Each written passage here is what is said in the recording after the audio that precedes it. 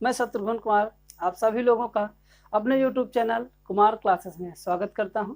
तो चलिए आज हम पढ़ने वाले हैं बट्टा। बट्टा का मतलब होता है बच्चों छूट। जैसे ये देख लीजिए, जो बट्टा होता है उसको हम कहते हैं छूट।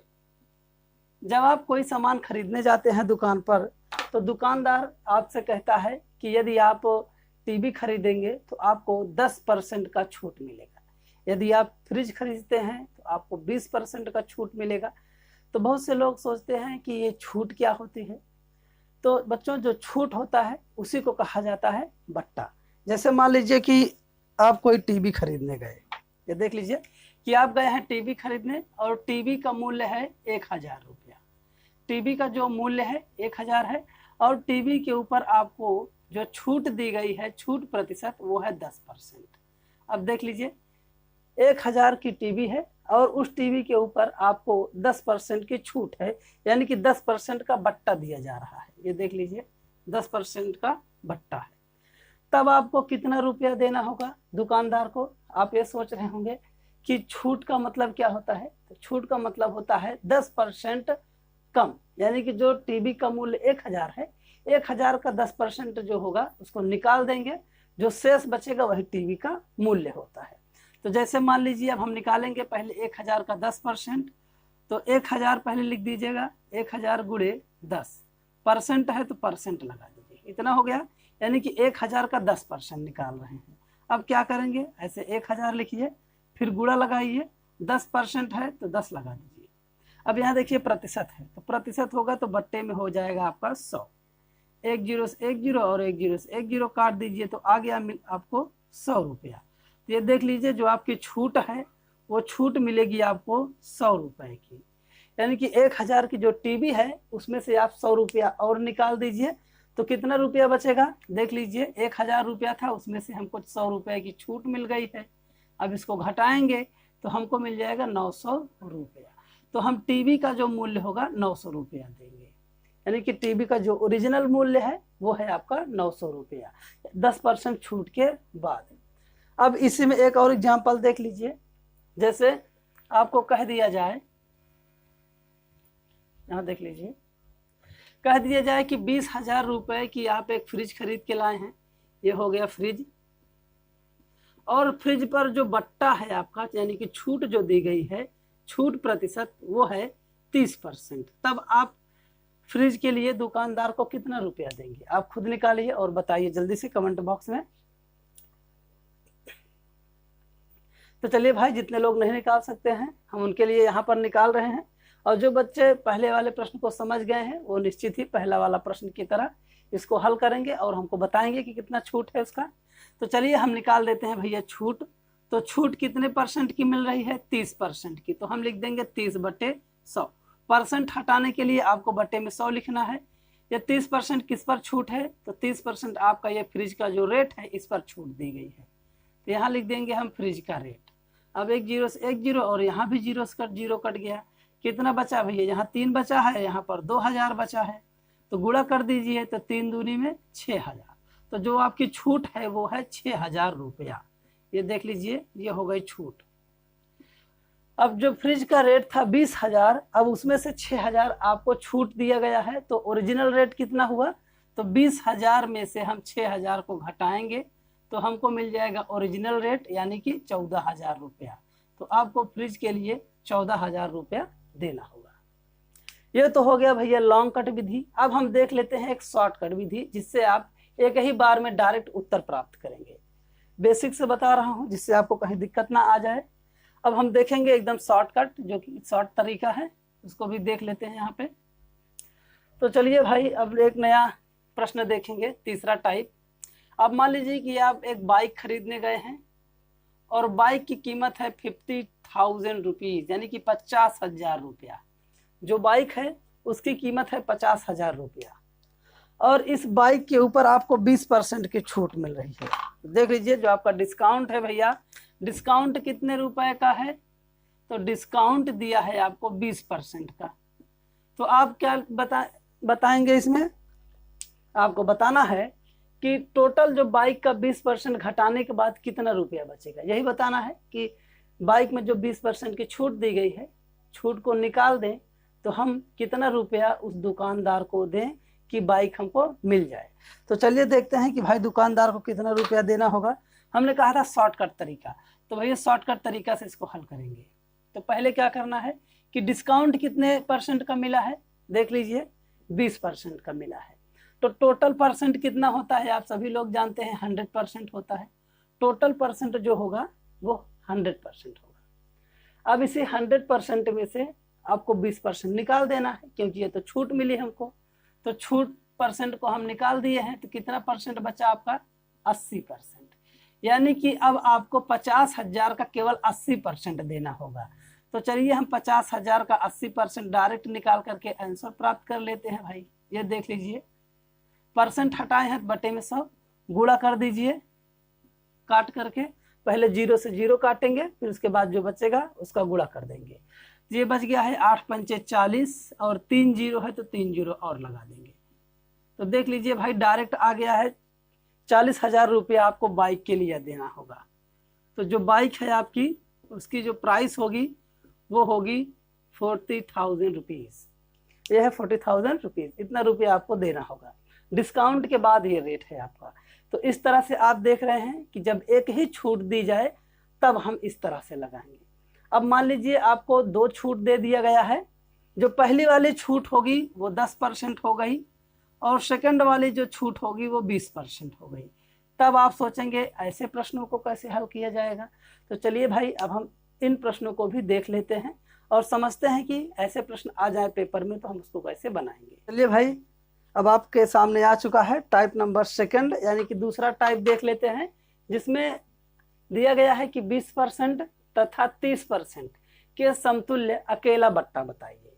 यानी कि जो आपको बट्टा दिया गया है, एक बट्टा है 20% का और दूसरा वाला है 30% का। अब आपसे पूछा जा रहा है कि इन दोनों बट्टों के समान एक बट्टा कितना होना चाहिए। तो चलिए देखते हैं कि इन दोनों बट्टों को मिलाया जाए तो एक बट्टा यानी कि समतुल्य बट्टा कितना होगा। तो आप सोच रहे होंगे कि समतुल्य बट्टा पूछा गया है तो 20 और 30 को जोड़ देंगे, हो जाएगा 50%। तो बच्चों ऐसा नहीं है, ये तरीका आपका गलत है और इस तरह से आप लगाएंगे तो निश्चित ही आपका प्रश्न गलत हो जाएगा। तो चलिए देखते हैं कि भाई लगाया कैसे जाएगा। तो समतुल्य बट्टा जब भी आपको निकालने के लिए दे और उसमें बट्टों की संख्या केवल 2 ही हो, यानी कि ये हो गया आपका फर्स्ट बट्टा और ये हो गया आपका सेकंड बट्टा। जब 2 ही बट्टे हो तब कैसे निकालेंगे, तो ये हो जाएगा जब 2 बट्टा हो तब समतुल्य बट्टा। ये हो गया समतुल्य बट्टा भाई। समतुल्य बट्टा इसमें कितने बट्टे हैं, 2 बट्टे हैं। एक को हम मान लेते हैं x% है और दूसरे को मानते हैं कि भाई ये y% है। बस कर दीजिए और यहाँ माइनस होगा ये। उसके बाद हो जाएगा xy बटे में 100%। ये हो गया समतुल्य बट्टा। यानी कि जब 2 ही बट्टे होंगे, एक x होगा एक y होगा, तब ये वाला फार्मूला लगाएंगे हम। तो चलिए भाई अब इसी फार्मूले पर हम बट्टे को रख करके हल कर देते हैं। तो आप देख लीजिए जो 20% है वो कितना है x और जो 30% है उसको हमने क्या किया है y मान दिया। तो पहले x है तो यहाँ पर हम लिख देंगे 20 प्लस y है तो यहाँ लिख देना है 30 माइनस यह है x यानी कि 20 गुणे y है तो यहाँ लिखेंगे 30, बट्टा लगा दीजिए 100 यानी कि बटे 100, यहाँ हो गया आपका परसेंट। तो 0 0 और ये 0 से 0 कट गया। अब दोनों को जोड़ दीजिए तो 30 20 50 माइनस 3 दूनी 6, ये हो गया परसेंट। अब आगे हल करेंगे तो 50 में से 6 घटाइए तो आ गया आपका 44%। जो समतुल्य बट्टा होगा वो 44% का होगा। देख लीजिए आपको समझ में आ गया है तो अच्छी बात है, चैनल को सब्सक्राइब करके लाइक कर दीजिएगा और नहीं समझ में आया है तो डिसलाइक कीजिएगा जैसा आपका मन कहे। तो चलिए इसी तरह से एक प्रश्न और देख लेते हैं और जब दूसरा वाला प्रश्न देखेंगे तो और अच्छे से समझ में आ जाएगा। नंबर सेकंड का ये दूसरा प्रश्न है। पहला प्रश्न हम हल किए हैं, अब देख लेते हैं दूसरा प्रश्न। तो दूसरे प्रश्न में दिया गया है 10% तथा 20% के समतुल्य बट्टा कितना होगा।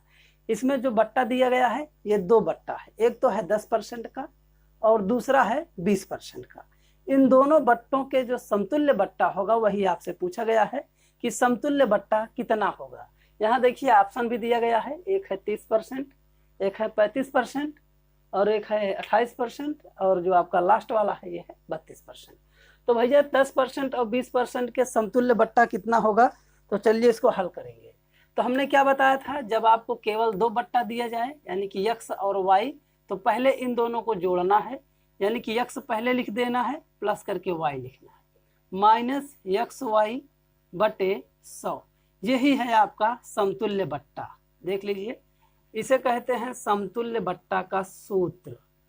समतुल्य बट्टा, जब भी आपसे समतुल्य बट्टा पूछे तो यही वाला फार्मूला आपको रख देना है।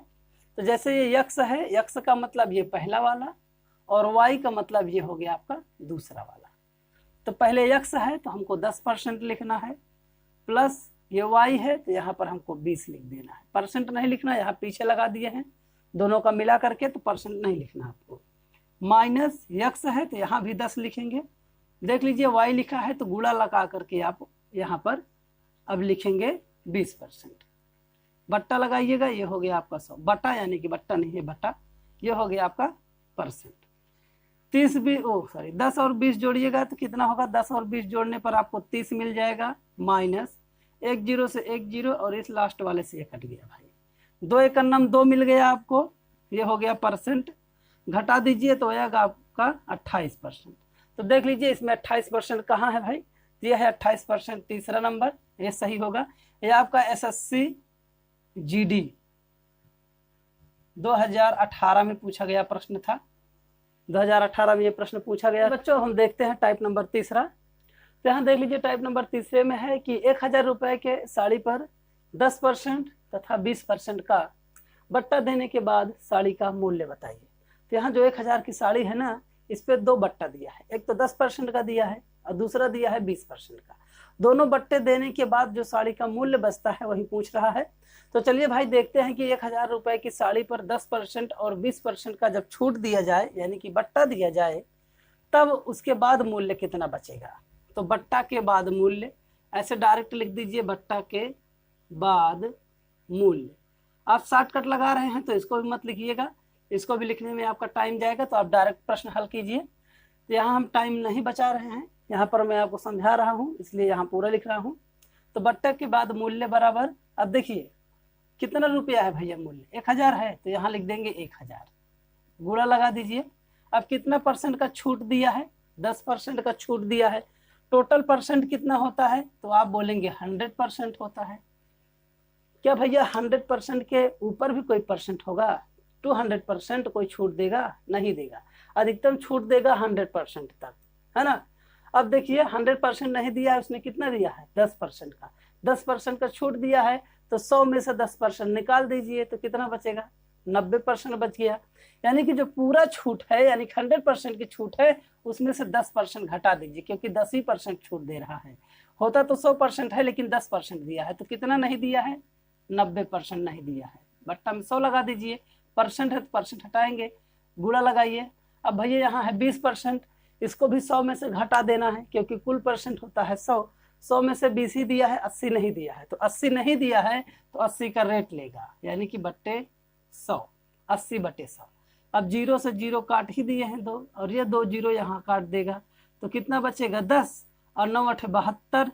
अब गुणा कर देंगे 720 रुपया बन गया आपका।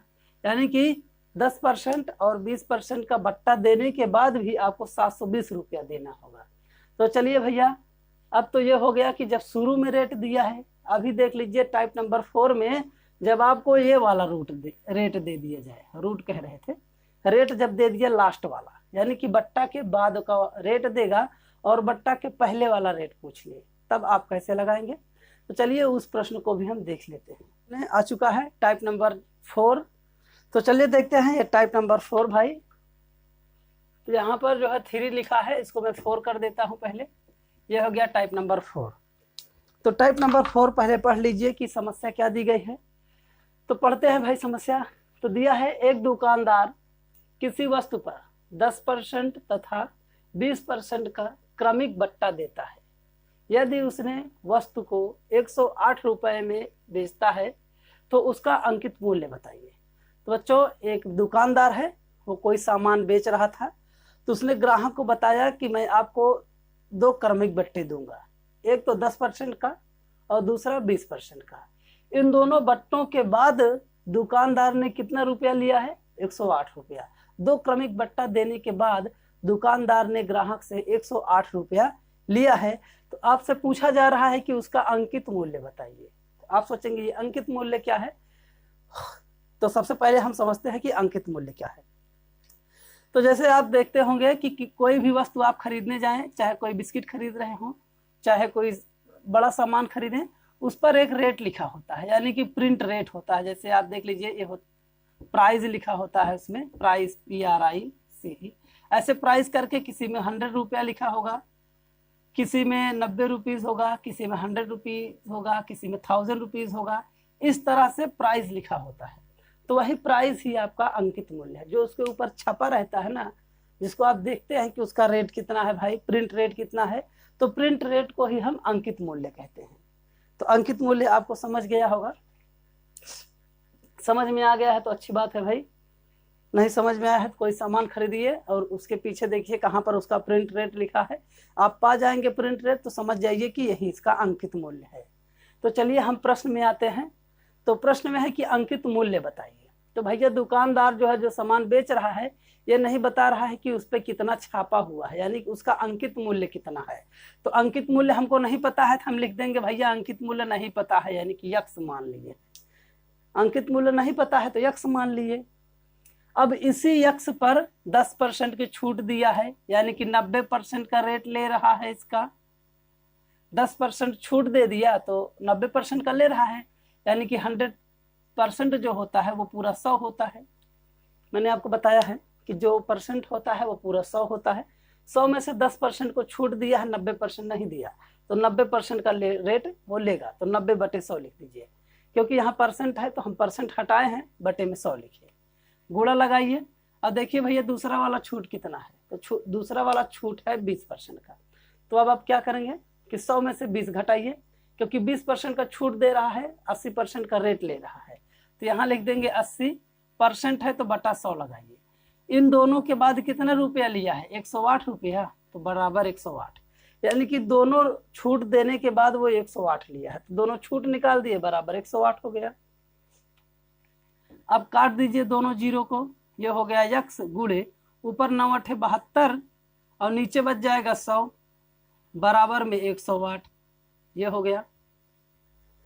अब आप क्या करेंगे कि तिरछा गुणा कर दीजिए। तिरछा गुणा कर दीजिए, चाहे काट भी सकते हैं, जैसे 4 से काटेंगे तो 18 मिलेगा, 4 से काटेंगे तो 25, इतना हो गया। तिरछा गुणा कीजिए, यक्स बराबर हो जाएगा 25 का गुणा 108 में होगा, 108 गुणे 25 बटे में ये 18 ऊपर है ना, तो इसका गुणा हो जाएगा नीचे साइड में, तो ये आ जाएगा 18 नीचे। 18 से इसको काटिए तो कितना बार जाएगा भैया? 18 दूनी 36, 18 पंचे 90, 18 छक्का 108, 6 बार कटेगा, यानी कि 6 आ गया। तो यक्स बराबर बचा आपका 6 गुणे 25, गुणा कर दीजिए, 25 छक्का 150, 150 रुपया। तो भैया जो छूट के पहले मूल्य था वो 150 था, यानी कि अंकित मूल्य कितना था उसका? 150 रुपया अंकित मूल्य था, और 2 छूट दिया है, उसके बाद उसने 108 रुपया लिया, तो हो गया इसका अंकित मूल्य पता चल गया। इसी को आप दूसरे तरीके से भी लगा सकते हैं। तो चलिए आपको मैं इसका सेकंड वाला टाइप यानी कि दूसरा तरीका बता देता हूँ, शायद वही आपको अच्छा लग जाए। ये थोड़ा बड़ा था, उसको भी देख लीजिए कि दूसरा वाला तरीका कैसे लगाएंगे। दूसरा वाले तरीके में सबसे पहले आपको इन दोनों का समतुल्य बट्टा निकाल लेना होगा। जैसे 20% है और 10%, तो 20 और 10 का पहले समतुल्य बट्टा निकालेंगे। तो देख लीजिए समतुल्य बट्टा कैसे निकालते हैं? दोनों को जोड़ देते हैं, माइनस XY बटे 100 लिखते हैं, यही है समतुल्य बट्टा का सूत्र। तो क्या करेंगे, x और y यानी कि 10 और 20 जोड़ दीजिए, 30 हो गया, माइनस दोनों का गुणा कर दीजिए, तो 20 दहमा 200 बटे में हो गया 100, काट दीजिएगा, कट गया। 30 में से 2 घटाइए, 28% हो गया, 28%। अब क्या करना है कि 28% उसकी छूट हो गई, 28% की छूट लेगा तो टोटल परसेंट होता है 100 में से 28% की छूट लिया है तो कितना परसेंट बच गया है। अब 72% का रेट लेगा दुकानदार, है ना, तो 72% बराबर कितना हो गया है? 108, यानी कि आपका बच्चा है 72%, तो 72% बराबर कितना लिया है, 108 लिया है। तो ये होगा आपका 72% बराबर 108। कितना हो गया? अब क्या करेंगे कि 72 इधर गुणा है, इधर लेके आएंगे तो इधर 1% बचेगा, इधर हो जाएगा 108/72। इतना हो गया। अब इन दोनों को काटिए तो 18 से काटेंगे, 18 चौका 72, 18 छक्का 108, 2 दूनी 4, 2 3 6। 1% बराबर आपको मिल रहा है 3/2। तो 100% आपको निकालना है, क्योंकि 100% ही तो वस्तु का मूल्य होता है। वस्तु का मूल्य होता है 100%, तो हम निकालेंगे 100%। तो 100 से इधर गुणा किए हैं, 100 से इधर भी गुणा कर देंगे। 2 से काटिए 50 मिल गया, दोनों को गुणा कर देंगे तो ये हो गया 100%। और 100% बराबर, तो भैया 50 का गुणा 3 में कीजिए तो 150। ये देख लीजिए, ये हो गया इसका दूसरा वाला तरीका। ये दूसरे तरीके से भी आप लगा सकते हैं चाहे तो, चाहे पहला वाला तरीका लगाइए। तो चलिए इसमें से आपको मैं एक टाइप और बता देता हूँ, टाइप नंबर 5वां। ये देख लीजिए, टाइप नंबर 5वां आपके सामने है। तो चलिए पहले प्रश्न पढ़ लेते हैं, उसके बाद ही प्रश्न को हल करेंगे। तो प्रश्न है कि कबीर ने एक वस्तु के अंकित मूल्य के 25% बट्टे पर खरीदी। यानी कबीर जो है एक वस्तु को खरीदा है, उसके अंकित मूल्य से 25% कम पर, यानी कि जो उसका अंकित मूल्य था उस अंकित मूल्य से 25% कम कराया, उसके बाद वस्तु को खरीद लिया है। उसे 660 रुपए में बेचने पर 10% का लाभ प्राप्त होता है, और जो 25% कम दाम पर वस्तु खरीदा था उसने 660 में बेच करके 10% का लाभ ले लिया है। अब सोचिए कि 25% कम पे खरीद लिया, उसके बाद 10% का लाभ लिया, 660 में उसको बेच दिया। आगे कह रहा है तो वस्तु का अंकित मूल्य बताइए। यानी कि आपसे पूछा गया है कि वस्तु का अंकित मूल्य कितना है। तो चलिए भाई वस्तु का अंकित मूल्य निकालते हैं। तो अब देख लीजिए कि कितने में बेच रहा है, 660 में बेच रहा है। 660 में बेचा है, कितना परसेंट लाभ लिया है, 10%। यानी कि जो वस्तु खरीदा था उसने, तो वस्तु का जो परसेंट था वो 100% रहा, और 100% में इसने क्या किया कि 10% का लाभ ले लिया। इसका मतलब 110% में बेचा है। यानी कि बेचने का मूल्य कितना है उसका, 110% बेचने का मूल्य है। यानी कि 10% अधिक लिया है, तो 100 में 10% जोड़ देंगे तो कितना हो जाएगा, 110%। तो 660 बराबर हो गया 110%। अब देखिए यहाँ 1% गुणा है 110, तो इधर लेके आएंगे, भाग हो जाएगा। पहले 0 से 0 काट दीजिए, 11 1 9 11, 11 6 का 66। तो ये इधर बचेगा आपका 6, और इस साइड में बचेगा 1%। 1% बराबर 6 है, तो हम भैया 100% निकालेंगे। काहे 100% निकालेंगे कि वस्तु का जो मूल्य होता है वो 100% होता है। तो 100 से इधर गुणा कीजिए, तो 100 से इधर भी गुणा करेंगे, तो गुणा करने पे हो गया है, 100 से करना था 600 कर दिए, 100 से करना है, तो ये हो जाएगा आपका 600 बराबर 100%। यानी कि भैया कितने में खरीदा था वो, 600 रुपए में खरीदा था। 600 रुपए में खरीद करके 660 में बेचा है, तभी उसको 10% लाभ लिया था।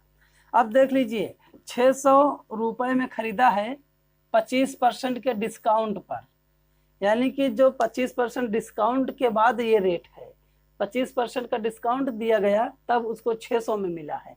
अगर 25% का डिस्काउंट ना दिया जाता तब कितने में मिलता। तो भैया जो आपका है 25%, इसी 100% में से 25 को घटा दीजिए, क्योंकि 25% का डिस्काउंट पाया था, तो 25% को हम अब घटा देंगे। तो ये हो गया आपका 600 बराबर, घटाएंगे तो बचेगा 75%। देख लीजिए। अब इधर भी क्या करेंगे, 75 इधर लेके आइए, चाहे ऐसे काट दीजिए, तो 15 25 75, 15 चौका 60, 0 5 से काटेंगे तो 8, यानी कि 8 बराबर 1%। 1% बराबर कितना हो गया, 8 हो गया। तो हमको चाहिए 100%। भैया 100% से गुणा कर लेंगे, इधर भी इधर भी 100 से गुणा करेंगे, तो ये हो गया आपका 800 बराबर 100%। यानी कि जो उसका अंकित मूल्य था वो था 800 रुपया। जो वस्तु कबीर खरीदा था उसका अंकित मूल्य था 800 रुपया। 800 रुपया अंकित मूल्य था, 25% का डिस्काउंट पाया तो वस्तु का मूल्य हो गया 600। अब 600 पे 10% का लाभ लिया तो 660 रुपया हो गया था। आपने देखा कि कितने इजी तरीके से हमने लगाया है इसको, बहुत ही सरल तरीके से। अब चलिए देख लेते हैं इसी पर एक प्रश्न और, तो आपको अच्छे से समझ में आ जाएगा। पांचवें का ये आपका सेकंड वाला प्रश्न है, यानी टाइप नंबर 5वें में। पर मैंने आपको एक प्रश्न बताया था, मैंने सोचा कि आपको एक प्रश्न और बता देता हूँ जिससे आपका जो कंफ्यूजन हो वो भी क्लियर हो जाए। तो चलिए आपकी इसी में का सेकंड नंबर की सवाल है, इसको देखिए। तो है, रवि ने एक वस्तु के अंकित मूल्य के 50% बट्टे पर खरीदी, उसे 990 रुपए में बेचने पर 10% का लाभ प्राप्त होता है, तो वस्तु का अंकित मूल्य बताइए। तो चलिए इसमें भी आपको अंकित मूल्य ही निकालना है। तो सबसे पहले हम देखेंगे कि कितने में बेच रहा है। तो बेचा कितने में है, 990 रुपए में, बराबर कितने परसेंट का लाभ लिया है, 10% का लाभ लिया है। तो 100 में 10% जोड़ देंगे, जितना परसेंट का लाभ लेगा उतना जोड़ेंगे, लाभ लेगा तभी, अगर उसको हानि हो रही है तो घटा देंगे, 100 में से उतना परसेंट घटाएंगे जितने परसेंट का उसको हानि हो रहा है। जब लाभ हो रहा होगा तो 100 में उतना ही परसेंट जोड़ेंगे जितने परसेंट का उसको लाभ हो रहा है। तो 10% का लाभ है तो 100 में हम 10 ही जोड़ेंगे तो 110% हो जाएगा। देख लीजिए 110% हो गया। अब आप काट दीजिए, तो काटने पर आपको मिल जाएगा 9, यानी कि 9 बराबर इधर बचेगा 1%। अब देख लीजिए 1% बराबर हो गया है 9, तो हम केवल निकालेंगे 100%, हमको चाहिए वस्तु का मूल्य। तो 100% निकालने के लिए क्या करेंगे, दोनों तरफ 100 से गुणा कर दीजिए, क्योंकि परसेंट जो है 100% से ज़्यादा नहीं होगा उसके अंकित मूल्य पर या फिर विक्रय मूल्य पर छूट, इसीलिए हम 100 से ही गुणा करेंगे। तो गुणा कर दीजिए, तो ये हो गया 900 बराबर हो गया 100%। अब देख लीजिए भैया 100% बराबर 900।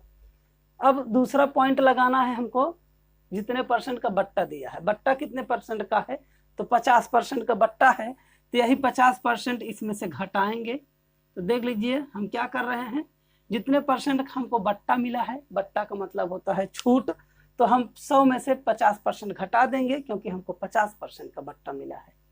तो घटा दीजिए, तो ये हो जाएगा 900 बराबर 50%, इतना बचा। अब आप सोच रहे होंगे क्या यही उत्तर है, तो ये उत्तर नहीं, हमको चाहिए 100%। हमको 100% चाहिए तो हम 2 से गुणा नहीं करेंगे, इधर भी 2 से इधर भी 2 से, तो 9 दूनी हो गया 1800 बराबर इधर बन गया आपका 100%। तो अंकित मूल्य था वो हो गया इसका 1800 रुपया। तो आप देख रहे हैं कितने सरल तरीके से हम इसको निकाल रहे हैं। अब इसी में का हम देखेंगे टाइप नंबर 6। तो अब आपके सामने आ चुका है टाइप नंबर 6। तो चलिए देख लेते हैं कि टाइप नंबर 6 में क्या दिया गया है। तो टाइप नंबर 6 में है कि किसी घड़ी का अंकित मूल्य 1000 रुपया है, एक फुटकर विक्रेता उसे 2 क्रमिक बट्टों पर 810 रुपये में खरीदता है, जिनमें से एक 10% और दूसरा अपठनीय है, तो दूसरा बट्टा बताइए।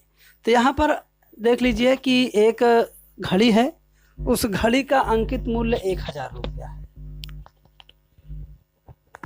और एक फुटकर विक्रेता उसे 810 रुपये में खरीद लेता है, जिनमें से उसको 2 बट्टे मिले हैं, यानी कि 2 बट्टा मिला है उसको, जिसमें से पहला है 10% और दूसरा अपठनीय, यानी कि दूसरा वाला बट्टा इसमें दिया नहीं गया है। तो दूसरा बट्टा बताइए। तो आपको वो दूसरा वाला बट्टा बताना है कि जो दूसरा वाला बट्टा है वो कितने परसेंट का है।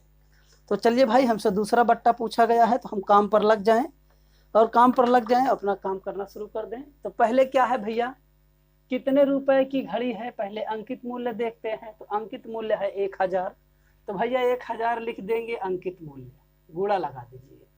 अब देखिए पहला बट्टा कितने परसेंट का है, तो 10% का है, तो हम क्या करेंगे 100 में से 10 घटा देंगे, बटा 100 कर देंगे, यानी कि पहला वाला बट्टा है 10% का, तो 10% घटा दीजिए 100 में से, फिर गुणा लगा दीजिए। अब दूसरा बट्टा तो हमको दिया ही नहीं गया है, तो हम चलो दूसरा मान लेते हैं कि x% है। जो दूसरा वाला बट्टा है ये आपका है x%। तो हम क्या करेंगे कि 100 में से अब x घटा दीजिए, बट्टा लगाइएगा 100, यानी बट्टा 100 लगा दीजिए, बराबर कितना रुपया वो आदमी जो है दिया है, फुटकर विक्रेता ने कितना रुपया दिया है, तो 810 रुपया दिया है उस सामान के लिए। तो हम यहाँ लिख देंगे 810 रुपया, इतना हो गया। अब चलिए भाई काटना पीटना शुरू कर देते हैं। तो ये हो गया 1000 गुणे 100 में से 10 घटाइए 90/100, फिर गुणा कीजिए 100 में से x घटाना है और बटा 100 लिखना है, बराबर 810। अब चलिए यहाँ पर एक जीरो जीरो कट गया, एक जीरो से यहाँ वाला एक जीरो, 2 जीरो और बचा था, इन दोनों को भी काट दिए। कितना बचा? 9 बच गया, और यहाँ बचा है 100 माइनस x। यहाँ 9 था उसको लिख दिए, अब 2 अंक थे तो ब्रैकेट लगा के लिख दिए हैं, बराबर में 810। 9 एक 9, 9 से इसको काटेंगे तो इतना आ जाएगा भैया, 90 आ गया है। अब ये हो गया आपका 100 माइनस x बराबर 90। अब x को दूसरी तरफ ले जाइए और 90 को इधर लेके आइए, तो ये हो जाएगा 100 माइनस 90 को इधर लेके आएंगे माइनस 90 होगा, और माइनस x को दूसरी तरफ ले जाएंगे तो प्लस x हो गया। 100 में से 90 घटा दीजिए, ये हो गया 10% बराबर x, यानी कि जो दूसरा वाला बट्टा है वो भी 10% का है। तो आपने देखा कि हम प्रश्न कितने सरल तरीके से बनाए हैं। जो दूसरा वाला बट्टा है वो भी आपका 10% का ही है। इस तरह से आपसे दूसरा बट्टा पूछा जाए, पहला बट्टा पूछा जाए, तो आप इन प्रश्नों को इसी तरह से लगाएंगे। तो चलिए आज ही मैं आप सभी लोगों को साधारण ब्याज भी पढ़ा देता हूँ, क्योंकि मैं आज आपको वीडियो उपलब्ध नहीं करवा सका था, तो ये वीडियो आपको कल मिलेगा। कल का मतलब है भैया आज इसको रिकॉर्ड किए हैं तो कल सुबह ही मिल जाएगा, यानी 10 तारीख को। तो हम आज आपको साधारण ब्याज यानी कि जो सिंपल इंटरेस्ट है इसको भी पढ़ा देता हूँ। उसमें 10 ही टाइप है। अभी 11 बजा है, 1 घंटे में आपको मैं पढ़ा दूंगा जल्दी से। साधारण ब्याज क्या होता है? तो साधारण ब्याज का तात्पर्य है कि जो आपका मूलधन होता है उसी मूलधन पर ही प्रत्येक वर्ष जब ब्याज दिया जाए तो उसी ब्याज को कहा जाता है साधारण ब्याज। आप समझ रहे होंगे कि ये मूलधन क्या है। तो जैसे आप बैंक में पैसा जमा करने जाते हैं, तो मान लीजिए कि आप किसी बैंक में 1000 रुपया जमा कर दिए, 1000 रुपया जमा कर दिए हैं, तो जमा करने वाले इसी पैसे को कहा जाता है मूलधन, कि जितना रुपया आप बैंक में जमा करेंगे वही आपका है मूलधन। अब आ गया साधारण ब्याज। साधारण ब्याज का मतलब है कि इसी 1000 पर आपको प्रति वर्ष ब्याज दिया जाएगा। जैसे पहले वर्ष दिया गया 1000 रुपये पर ब्याज, तो दूसरे वर्ष यदि आप 1000 रुपया उसमें रखे हुए हैं तो उसी 1000 रुपये पर फिर दिया जाएगा, 1000 रुपये पर अगले वर्ष मिलेगा। इसी तरह से आपका जो मूलधन होगा उसी मूलधन पे प्रत्येक वर्ष ब्याज मिलता रहेगा। इसी को कहा जाता है साधारण ब्याज। अब साधारण ब्याज चैप्टर स्टार्ट करने से पहले मैं आपको बता दूं कि साधारण ब्याज में जो प्रयुक्त फार्मूला है यानी कि सूत्र होता है इसको, और उस सूत्र में जो जैसे दर हो गया, समय हो गया, मूलधन, इन सभी बातों पर भी चर्चा करेंगे। तो पहले हम देखते हैं कि साधारण ब्याज बराबर फार्मूला क्या होता है। तो जैसे यहाँ देख लीजिए, ये है साधारण ब्याज। साधारण ब्याज बराबर होता है मूलधन गुणे समय गुणे दर बटे में 100। यह है आपका साधारण ब्याज निकालने का एकदम पुराना वाला और टिकाऊ तरीका। ये पुराना है लेकिन टिकाऊ है, ये पुराना और टिकाऊ तरीका है। यानी कि जब भी आपसे साधारण ब्याज पूछा जाए तो लिखेंगे साधारण ब्याज बराबर मूलधन गुणे समय गुणे दर बटे 100। मूलधन तो आप समझ गए हैं कि जो आप बैंक में पैसा जमा करेंगे वही आपका मूलधन होगा। अब इसमें आ गया समय। समय का मतलब है कि आप 2 साल के लिए जमा कर रहे हैं, कि 3 साल के लिए, कि 5 साल के लिए, कि 50 साल के लिए। जितने साल के लिए आप जमा करेंगे वही होगा आपका समय। अब मान लीजिए कि हम गए 500 रुपया लेकर के बैंक में 3 वर्ष के लिए जमा कर दिए, तो 500 रुपया क्या हो गया? मूलधन। और 3 वर्ष के लिए जमा कर रहे हैं तो ये 3 वर्ष हो गया है समय। अब चलिए समझते हैं कि दर क्या होता है। जब आप पैसा बैंक में जमा करते हैं तो बैंक वाला कहता है कि भैया आपको 5% ब्याज मिलेगा, 10% ब्याज मिलेगा, 20% ब्याज मिलेगा। इस तरह से आपको बताया जाता है। तो जो ब्याज का परसेंट होता है वही है आपका दर। अब सोच लीजिए कि एक आदमी जो है 1000 रुपया 1 वर्ष के लिए 5% ब्याज की दर पर जमा कर दिया है, तब इसको 1 वर्ष बाद कितना रुपया ब्याज मिलेगा? अब देख लिए कि ये प्रश्न भी एक बन गया है कि 1000 रुपया जमा किया है, कितने समय के लिए? 1 वर्ष के लिए। अब कितने परसेंट दर है? तो 5% दर है। तो हम क्या करेंगे, तीनों का ऐसे गुणा कर देंगे, 1000 रुपया जमा किया है 1 वर्ष के लिए 5% की दर से, तो तीनों को हम गुणा कर दिए।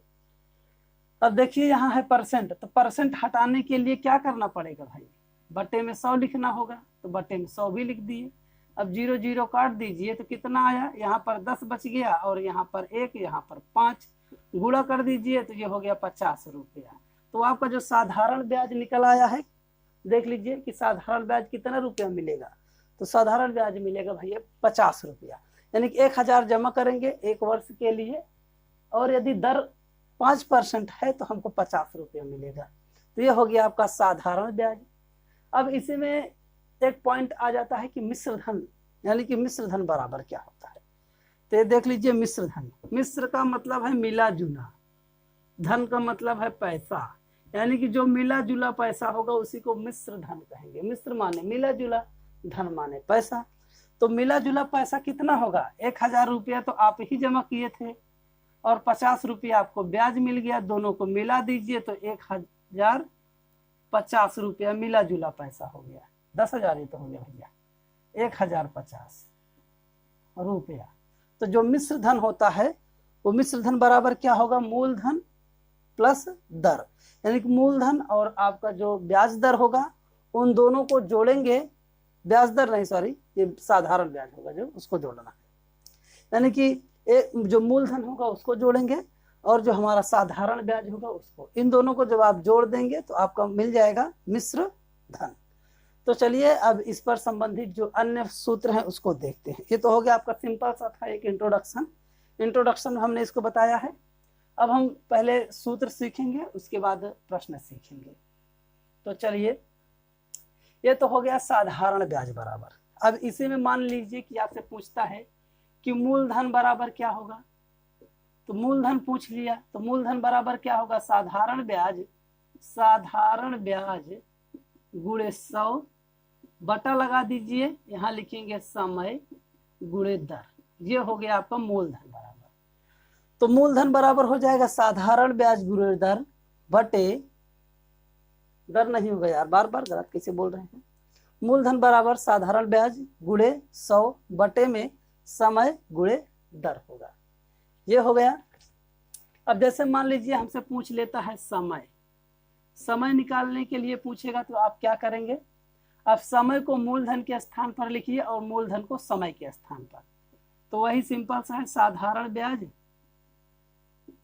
गुणे 100 बटे, समय और मूलधन को परिवर्तित करना है, तो समय के स्थान पर आ गया मूलधन, ये हो गया मूलधन गुणे यहाँ हो गया आपका दर, तो समय बराबर ये हो जाएगा। अब मान लीजिए कि आपसे पूछ लेता है कि दर ही बता दीजिए कि दर कितना है, तो अब दर के स्थान पे कौन आएगा, समय आ जाएगा। तो ये ऊपर साधारण ब्याज हो गया गुणे में 100 पूरा का बटा लगाएंगे, समय नीचे लेके आइए तो ये हो गया है मूलधन गुणे समय, ये हो गया सिंपल सा लॉजिक। और एक ही सूत्र की सहायता से हम सारे सूत्र को याद कर लिए हैं। समझ में आ गया हो तो चैनल को लाइक और सब्सक्राइब कीजिएगा, नहीं समझ में आया हो तो डिसलाइक कर दीजिएगा। अब आगे देखेंगे हम भाई एग्जाम्पल, यानी कि अब चलिए हम प्रश्न पे आ जाते हैं। टाइप 1 से स्टार्ट करेंगे, यानी कि पहला टाइप, दूसरा टाइप, तीसरा टाइप, ऐसे ही इसमें के जितने भी टाइप होंगे मैं उन सभी टाइप को यहाँ पर हल करवाऊंगा। तो चलिए स्टार्ट करते हैं। ये आपका है टाइप नंबर फर्स्ट, यानी कि पहला टाइप हम हल करेंगे। तो चलिए भाई पहला टाइप पढ़ते हैं पहले। तो टाइप नंबर फर्स्ट में दिया है कि 500 रुपये पर 4% वार्षिक ब्याज की दर से 5 वर्ष का साधारण ब्याज बताइए। तो यहाँ पर दिया है कि 500 रुपये पर 4% की दर से 5 वर्ष का साधारण ब्याज बताना है। तो हम जानते हैं कि साधारण ब्याज बराबर क्या होता है, साधारण ब्याज बराबर होता है भैया मूलधन, ये हो गया मूलधन गुणे दर गुणे समय बटे में 100, यही होता है, सब लोग जानते हैं। तो मूलधन कितना रुपया है, 500 रुपया, तो 500 यहाँ लिखेंगे गुणा, दर कितना है 4%, तो 4 लिख दिए गुणे समय देखिए 5 वर्ष है, तो यहाँ लिख देंगे 5 बटा लगाइए 100, 0 से 0 काट दीजिए और तीनों अंकों का गुणा कर दीजिए, तो 5 चौके 20 पंचे 100 रुपया हो गया साधारण ब्याज। तो साधारण ब्याज कितना रुपया हो गया है, 100 रुपया। अब आप समझ गए हैं ना। ऐसे ही यदि आपको ये फार्मूला याद हो तो साधारण ब्याज जब भी निकालना हो तो इसका सिंपल तरीका मैं आपको बता देता हूँ। तो साधारण ब्याज निकालने के लिए क्या करना है कि सबसे पहले ये 5 है, 500 है तो 5 लिख दीजिए गुणा, यहाँ 4 है तो 4 लिख दीजिए गुणा कर दीजिए, ये 5 है तो 5 लिख दीजिए, तीनों को गुणा करा दीजिए, हो गया आपको 100 रुपया निकल आया है। जब यहाँ पर 2 जीरो होंगे तब, जब आपके मूलधन में 2 जीरो होगा तो दोनों जीरो हटाने के बाद जितना अंक बचे उसको लिख दीजिए, गुणा करके जो परसेंट हो उसको लिखिएगा, फिर वो गुणा करके 100 नहीं लिखना है, यहाँ पर जो समय होगा उसको लिखना है, समय लिख दीजिएगा, तीनों को गुणा कराइए, आपका निकल आएगा साधारण ब्याज। अब नींद बहुत तेज लगी है तो हो सकता है कि मैं 1-2 वीडियो बनाने के बाद बंद भी कर दूं, और यदि मैं इसके बाद बंद कर दूं या फिर 1-2 वीडियो बनाने के बाद बंद कर दूं तो आप समझ जाइए कि मेरा सेकंड वाला जो इसका टोटल टाइप होंगे, मैं सेकंड वीडियो जब अपलोड करूंगा तो उसमें अवश्य देख लीजिएगा, उसमें मैं आपको प्रत्येक टाइप का प्रत्येक प्रश्न बनाऊंगा। तो चलिए टाइप नंबर सेकंड देख लेते हैं। पहले आ चुका है टाइप नंबर दूसरा, तो देख लीजिए टाइप सेकंड में क्या है। इसमें दिया गया है कि कोई धन कितने प्रतिशत ब्याज की दर से 3 वर्षों में 7 गुना हो जाएगा। तो देखिए इसमें गुना पूछ रहा है कि कोई धन कितने प्रतिशत वार्षिक ब्याज की दर से 3 वर्षों में 7 गुना हो जाएगा। तो इसमें पूछ रहा है आपको प्रतिशत ब्याज बताइए, यानी कि ब्याज का प्रतिशत पूछ रहा है ना। तो यहाँ लिख देंगे ब्याज प्रतिशत बराबर, ये हो गया ब्याज प्रतिशत बराबर, इसका फार्मूला होता है n-1 गुणे 100 बट्टे में t, यही होगा इसका फार्मूला। देख लीजिए ब्याज प्रतिशत बराबर होगा n-1 गुणे 100 बटे में t, यही फार्मूला लगाना है जब भी आपका गुना वाला प्रश्न आए, यानी कि 3 वर्षों में 7 गुना हो जा रहा है, या 2 वर्षों में 8 गुना हो जा रहा है, 5 वर्षों में 10 गुना हो जा रहा है, 3 वर्षों में 20 गुना हो जा रहा है। इस तरह के प्रश्न जितने भी होंगे उन सभी प्रश्नों का जो हल होगा इसी तरह होगा, यानी कि ब्याज परसेंट बराबर n-1 गुणे 100 बटे में t, इतना लिखना है।